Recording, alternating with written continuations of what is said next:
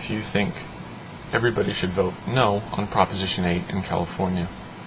And if you do this on the basis of separate but not equal, the famous ruling from Brown versus Board of Education, if you believe that is one of the best or the best reason for voting against Proposition 8, then you're a hypocrite. Let me explain. If separate but not equal is something that's applicable to the situation with Proposition 8, if it's applicable to marriage, then what about the kids? Allow me to explain. Why are you okay with society condoning a setup, condoning a condition in which kids will end up being born into conditions where they will be separate from the other gender?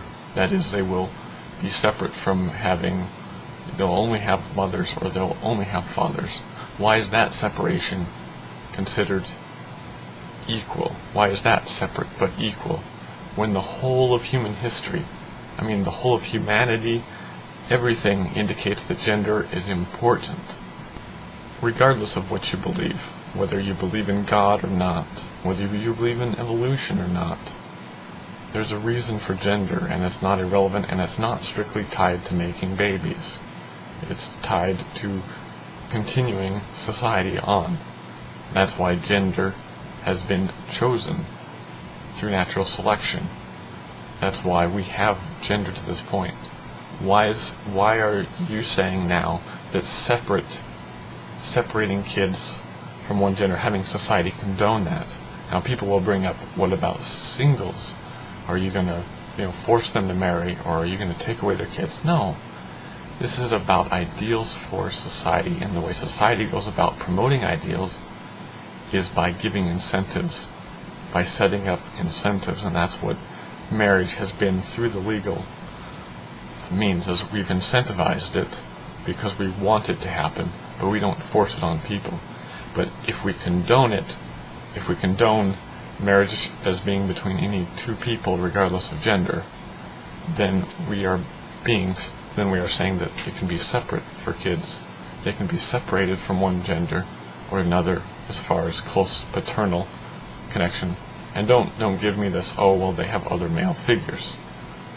That doesn't fly. We're talking about close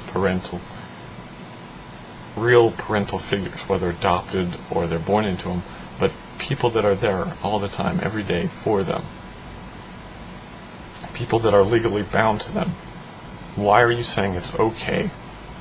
Why this hypocrisy that it's okay for kids to be born with just mothers or just fathers, and in that way they're separate? They genuinely are separate. Why is that okay? Avoid hypocrisy.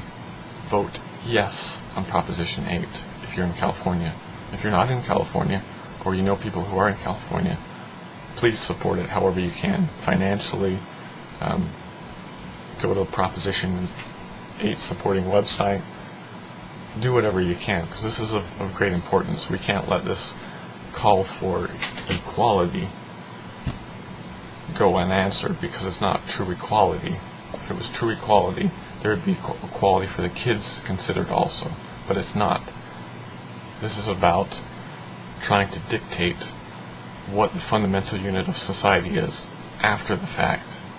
We've gone through all these eons of biological evolution, of societal evolution, and gender is important. Gender isn't irrelevant. Please remember that.